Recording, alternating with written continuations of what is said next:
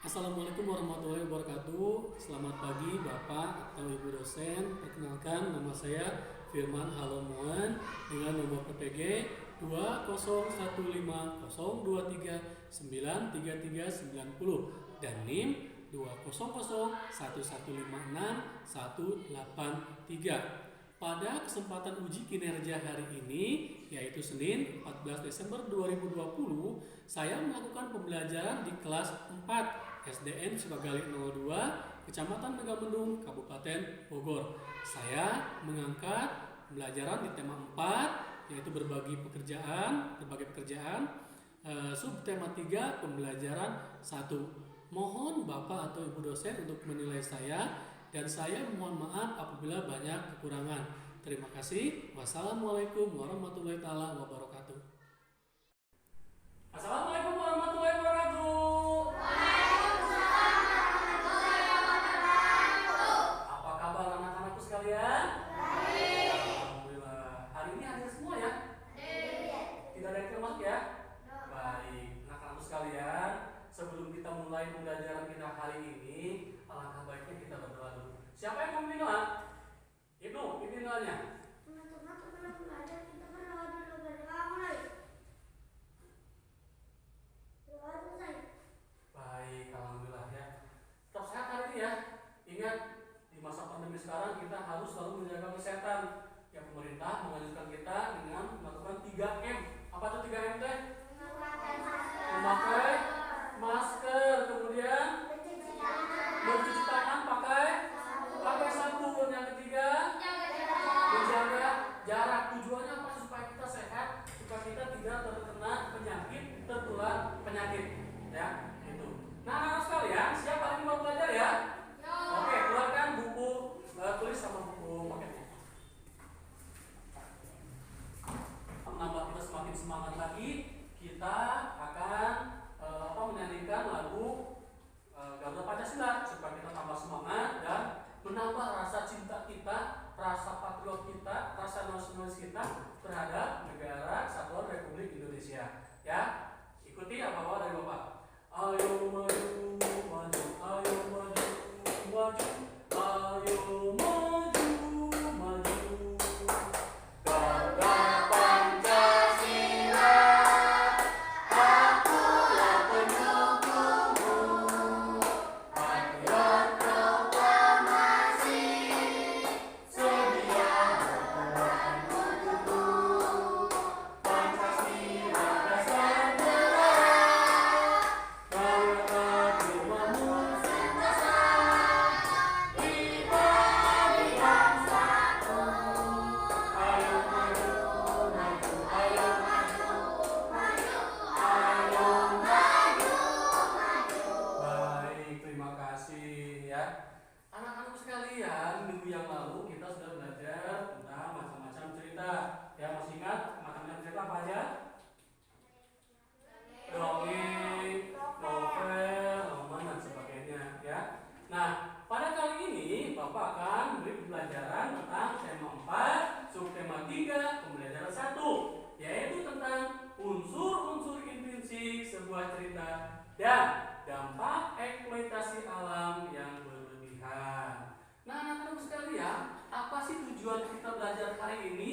Ya, ini tujuan pembelajaran kita kali ini yaitu yang pertama, setelah bertanya jawab tentang dongeng yang pernah kalian dengar, kalian tonton atau kalian baca, Bapak harapkan kalian mampu menilai unsur-unsur intrinsik cerita tersebut atau dongeng tersebut. Kemudian yang kedua, setelah membaca dongeng, kalian mampu menganalisis nilai moral serta unsur-unsur intrinsik yang lain secara benar. Kemudian yang ketiga, setelah mengamati video, nanti Bapak akan tampilkan videonya ya, mengenai penebangan hutan secara liar ya, kalian dapat menginformasikan dampak pemanfaatan sumber daya alam yang tidak terkontrol dalam kehidupan sehari-hari dengan tepat.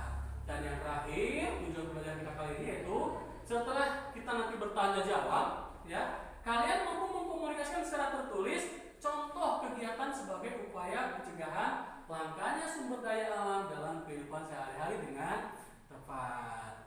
Nah, anak-anakku sekalian, Bapak akan menjelaskan dulu apa itu unsur-unsur intrinsik. Unsur-unsur intrinsik adalah unsur-unsur yang ada dalam sebuah cerita. Ya, ada 5. Yang pertama itu apa? Tema. Tema. Yang kedua? Tokoh. Yang ketiga? Latar. Yang keempat? Alur. Yang kelima? Anak. Unsur intrinsik yang pertama akan Bapak jelaskan yaitu tema. Apa itu tema? Tema adalah ide dasar, ide pokok atau gagasan yang menjiwai keseluruhan cerita.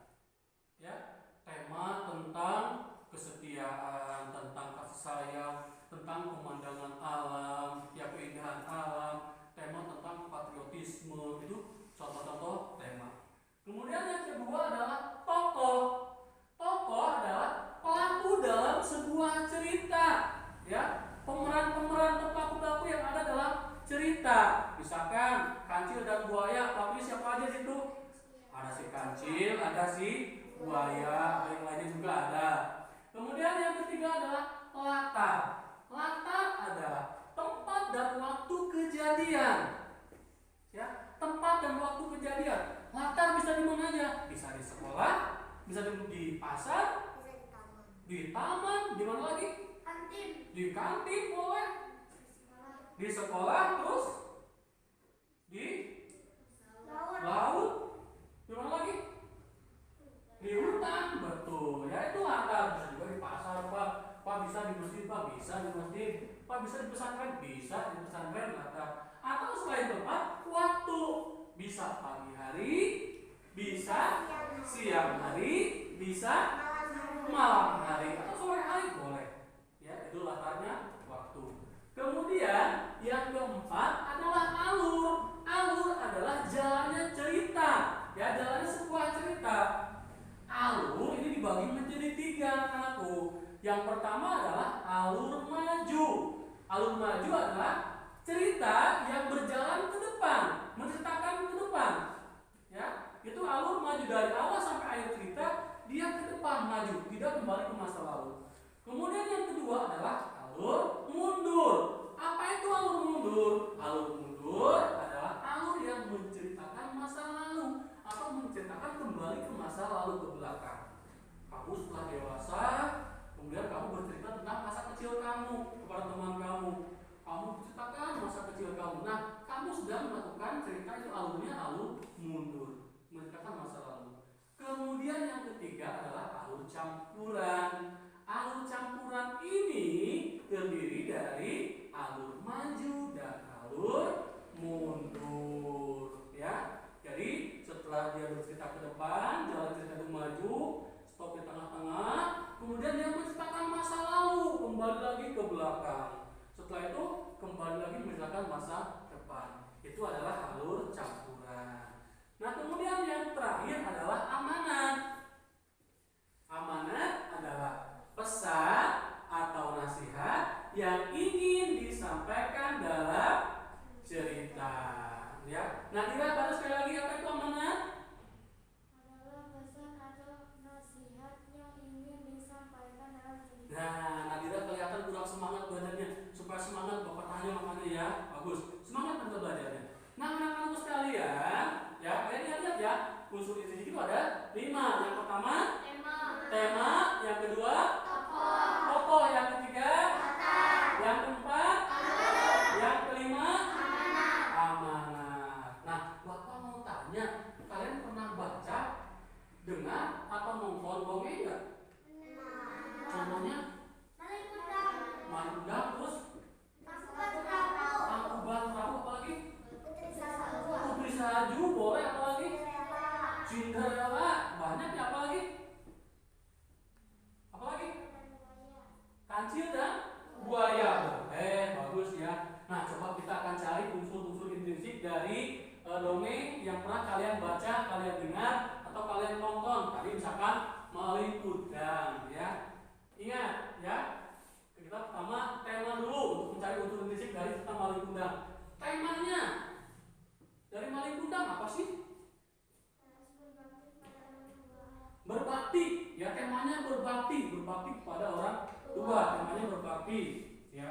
Nah, kemudian yang kedua adalah tokohnya. Tokoh dalam cerita Malin Kundang siapa aja? Malin Kundang. Malin Kundang. Ibunya. Ibunya. Istrinya. Apa ada pengawal-pengawalnya juga Pak? Boleh. Ada temannya juga? Boleh. Ya, itu lebih lengkap lagi. Ya ada ibunya, ada Malin Kundang. Tokoh utamanya ada dua, Malin Kundang dan ibunya. Kemudian yang ketiga latar. Dari Malin Kundang tadi latarnya di mana sih? Laut. Di laut atau di pantai? Daerah mana itu? Daerah Padang, Sumatera Barat. Pinter ya. Latar. Kemudian alur dari cerita Malin Kundang itu apa? Maju. Maju. Ya dia menceritakan ke depan, tidak kembali ke masa lalu. Kemudian amanat nih yang terakhir. Kalau kamu sedang menonton film Malin Kundang atau mendengar dongeng tentang Malin Kundang atau kalian pernah membaca cerita tentang Malin Kundang, kira-kira amanat apa sih yang ada dalam cerita Malin Tidak Kundang? boleh durhaka. Tidak boleh durhaka kepada orang tua, ya. Kita harus berbakti kepada orang tua. Itu amanat yang ada dalam cerita Malin Kundang. Nah, Bapak punya cerita nih. Nah, kita sama-sama baca dongeng ya. Nah, ini juga tupai dan ikan gabus. Coba nanti baca apa satu paragraf, kemudian Najwa satu paragraf, kemudian nanti Arman dan terakhir kamu ya. Ayo Rafa, baca dulu paragraf pertama. Dahulu kala hiduplah sepasang sahabat di daerah Kalimantan Barat. Mereka adalah seekor tupai dan seekor ikan gabus. Setiap hari mereka melakukan kegiatan bersama, mencari makan, bermain, bahkan mengunjungi tempat-tempat baru selalu dilakukan bersama. Ayo Najwa. Suatu hari, tupai tidak melihat ikan gabus, sahabatnya. Ia mencarinya ke tempat biasa.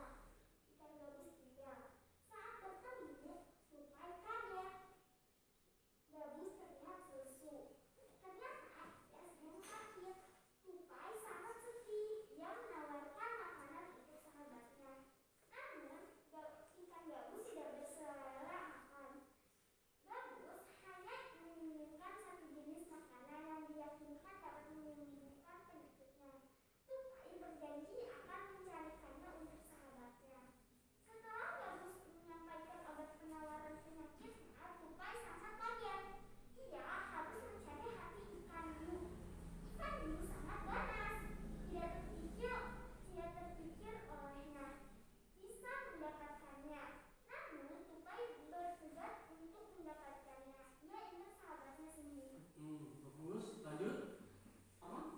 Tupai kemudian melompati dari satu pohon kelapa ke pohon kelapa lainnya yang dekat dengan tepi pantai. Saat menemukannya, ia melubangi satu kelapa dengan membiarkan airnya habis. Kemudian sang tupai masuk dalam kelapa. Angin kencang membuat kelapa jatuh ke pantai dan ikan hiu memakannya.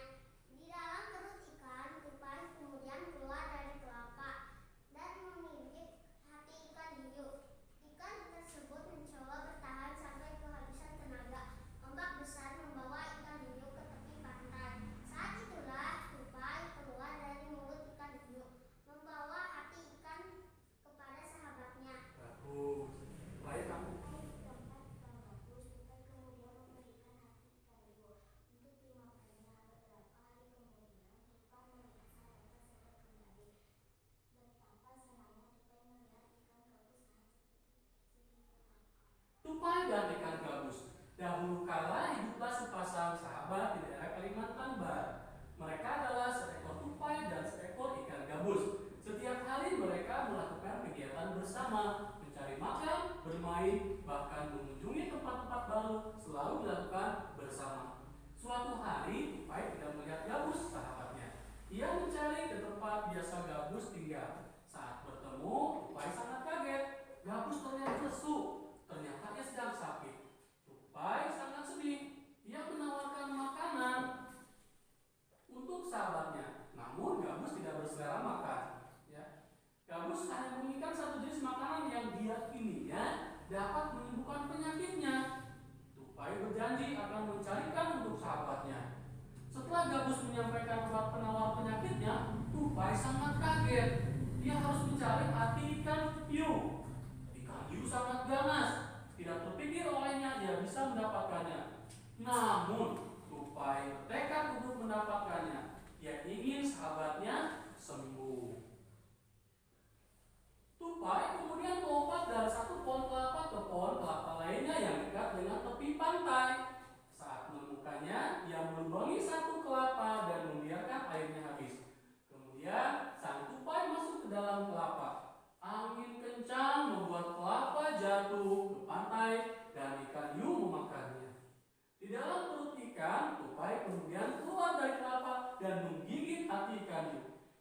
tersebut mencoba bertahan sampai kehabisan tenaga. Ombak besar membawa ikan hiu ke tepi pantai. Saat itulah tupai keluar dari perut ikan hiu dan membawa hati ikan kepada sahabatnya. Sampai di tempat ikan gabus, tupai kemudian memberikan hati ikan hiu untuk dimakannya. Beberapa hari kemudian, tupai melihat sahabatnya segar kembali. Betapa senangnya tupai melihat ikan gabus seperti sedia kala. Nah, dari dongeng ini ya, sebelum Bapak berikan KKPD-nya, kamu paham kan tentang unsur-unsur intrinsik? Ada yang menanyakan? Tidak ada? Mari kita kerjakan KKPD-nya. Silakan tulis namanya, jangan lupa.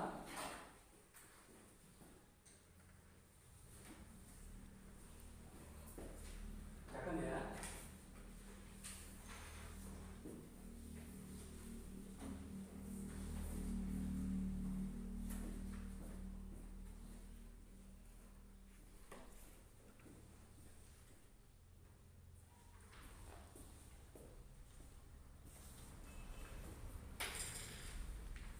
Silakan silakan.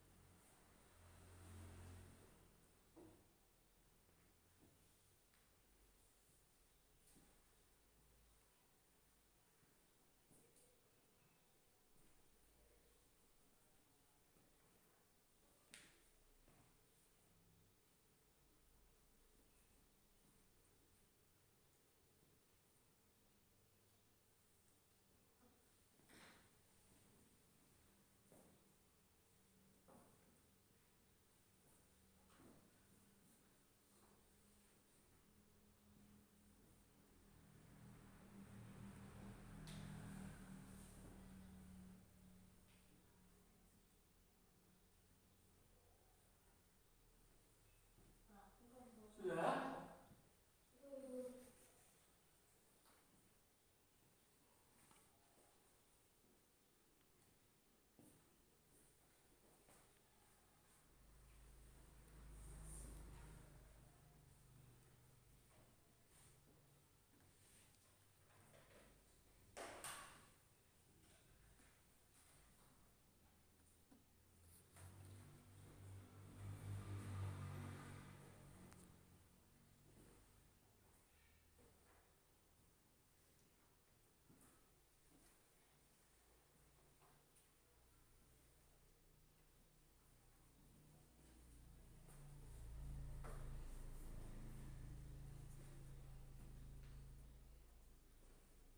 Sudah?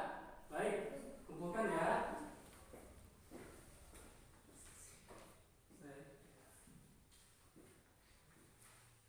Nah, tadi kalian sudah mengerjakan LKPD ya, tentang tupai dan ikan gabus. Kita cari unsur-unsur fisiknya ya. Yang pertama itu tema. Ya, kira-kira temanya apa ya? Kalian jawab apa temanya tadi? Tentang? Temanya tentang? Persahabatan, betul. Tentang persahabatan temanya. Kemudian yang kedua apa tadi? Unsur fisik yang kedua? Tokoh. Tokoh dalam cerita tupai dan ikan gabus apa aja? Tupai, ya? Nah, jawaban kalian betul nggak tadi tuh? Nah, bagus ya. Kemudian yang ketiga apa? Latar. Di mana latar? Di hutan dan tepi pantai. Bagus. Kemudian yang keempat, alur. Jawaban kalian apa? Alurnya apa? Alur maju. Nah, yang terakhir, amanat. Pesan moralnya nih dalam cerita tupai dan ikan gabus. Harus saling menolong sesama hewan, sesama manusia, karena amanat buat kita. Berarti amanatnya buat kita, pesannya itu buat kita. Harus saling menolong sesama teman. Ya, kemudian kita harus rela berkorban untuk teman yang membutuhkan. Itu amanatnya, saling sayang menyayangi.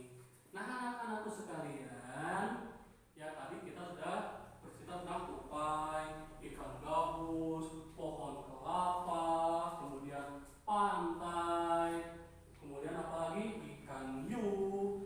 Nah, kelima jenis makhluk tersebut itu merupakan sumber daya alam. Apa itu sumber daya alam? Sumber daya alam adalah segala sesuatu yang berasal dari alam yang bisa kita manfaatkan untuk kehidupan sehari-hari. Itu adalah sumber daya alam ya. Sumber daya alam terbagi menjadi dua. Yang pertama, sumber daya alam yang dapat diperbaharui. Yang kemudian yang kedua, sumber daya alam yang tidak dapat diperbaharui. Nah, dalam memanfaatkan sumber daya alam, kita harus bijak. Ya, kita harus bijak. Kita harus manfaatkan dengan sebaik-baiknya, tidak mengeksploitasinya secara besar-besaran. Nah, sekarang bagaimana cara memanfaatkan sumber daya alam yang baik benar itu?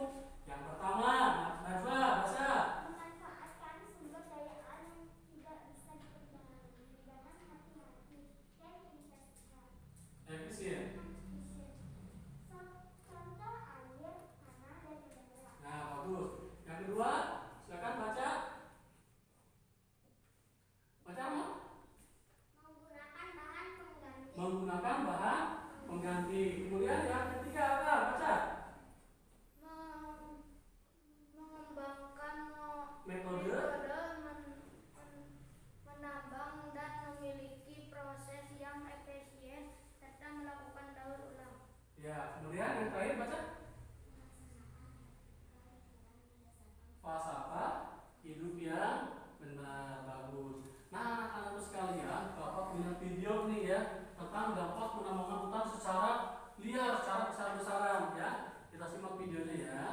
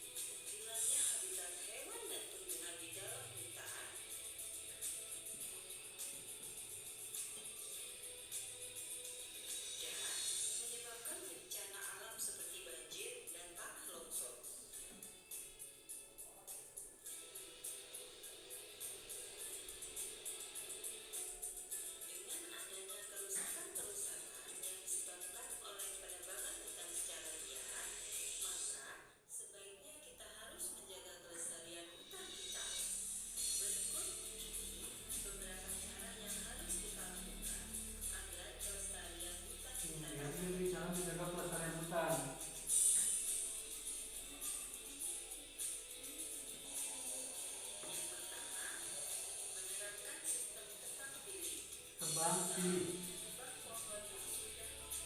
Nah, itu udah produktif atau tahun tua.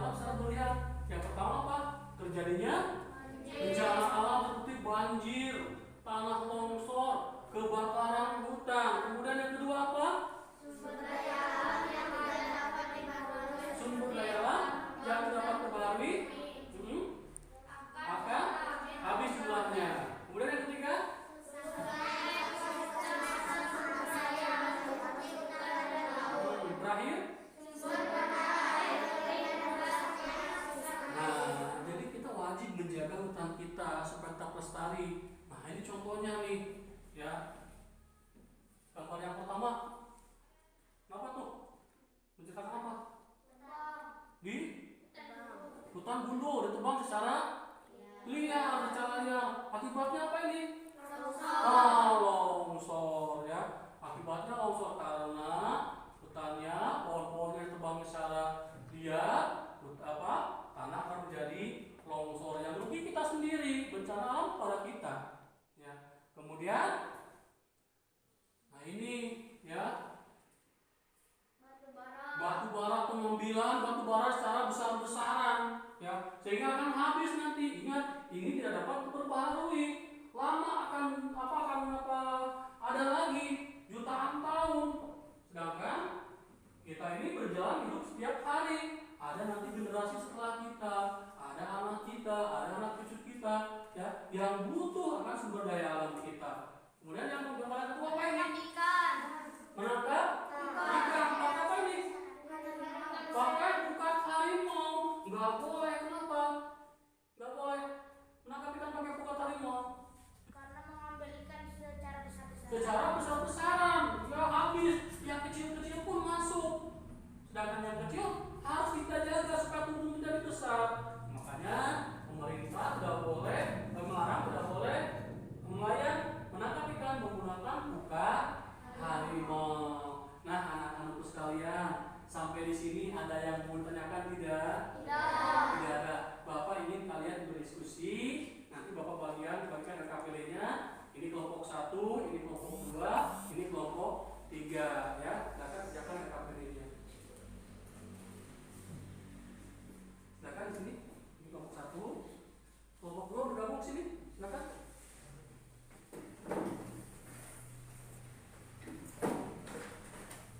Kamu bergabung tengah sini. Silakan. Nah, dijawab ya.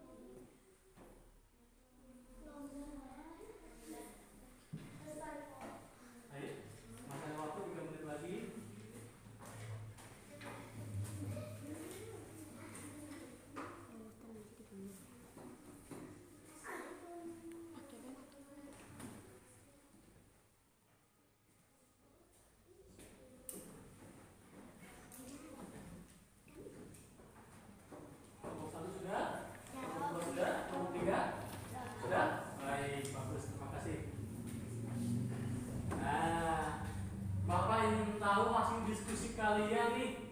Dari kelompok 1 perwakilannya maju ke depan, silakan. Baca. Assalamualaikum warahmatullahi wabarakatuh. Waalaikumsalam warahmatullahi wabarakatuh. Nama saya Najwa. Saya perwakilan dari kelompok 1. Saya akan menyampaikan hasil diskusi kelompok saya. Jawablah pertanyaan di bawah ini dengan mengamati gambar di atas. Nomor 1. Menurutmu mengapa penampakan hutan pada tahun 1950 dan 2010 sangat berbeda? Karena pada tahun 1950 tidak ada penebangan pohon secara berlebihan. Nomor 2. Bagaimana kondisi hutan jika terjadinya penebangan terus-menerus? Akan menyebabkan longsor, banjir, dan lain-lain. Dan akan terjadinya bencana alam. Ya, bagus. Tepuk tangan untuk kelompok 1. Ya, kelompok 2 dulu. Assalamualaikum warahmatullahi wabarakatuh. Waalaikumsalam. Nama saya Arman. Saya perwakilan dari kelompok 2. Saya akan menyampaikan hasil diskusi kelompok saya. Nomor 1. Menurutmu mengapa penampakan hutan pada tahun 1950 dan 2010 sangat berbeda? Karena hutan 1950 masih terjaga dengan baik. Nomor 2. Bagaimana kondisi hutan jika terjadi penebangan terus-menerus? Akan terjadinya bencana alam seperti banjir dan tanah longsor. Baik, tepuk tangan untuk kelompok 2. Baik, kelompok 3.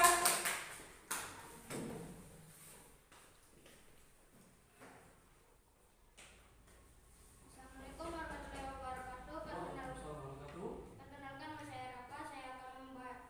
Saya dari kelompok 2. Saya akan menyampaikan hasil diskusi kelompok 3. Jawablah pertanyaan di bawah ini dengan mengamati gambar di atas. Menurutmu mengapa penampakan hutan pada tahun 1950 dan 2010 sangat berbeda?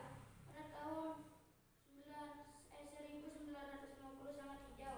Pada tahun 2010 hutan sudah mulai padat warga. Bagaimana kondisi hutan jika terjadi penebangan terus-menerus? Akan terjadinya longsor, banjir, dan hutan menjadi gundul. Baik, tepuk tangan kelompok 3. Terima kasih. Mana kelompok 1 hasil tadi? Ini. Kelompok 2. Kelompok 3.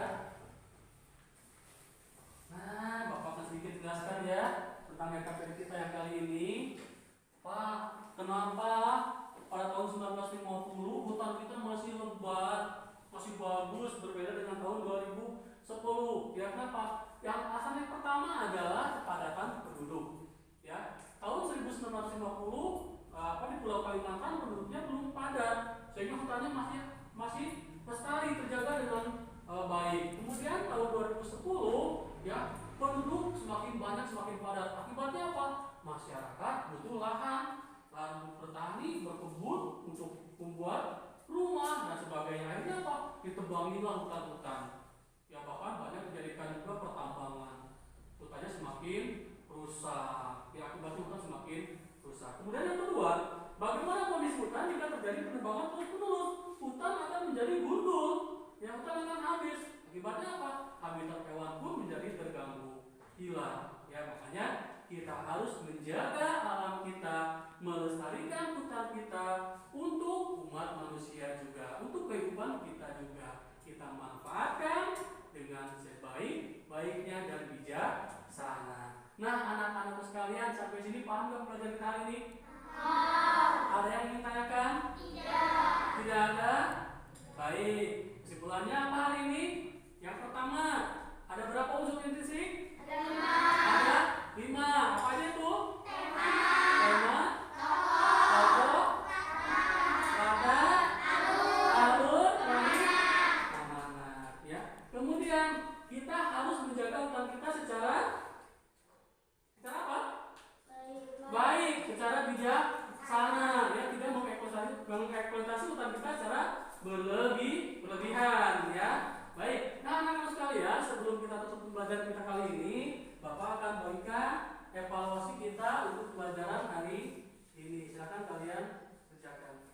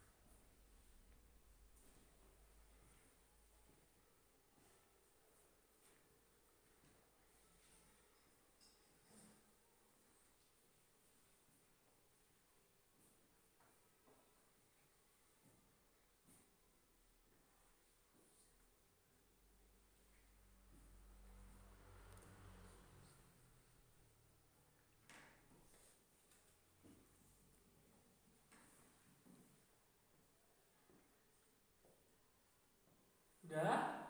Ya, baik. Bukan ya.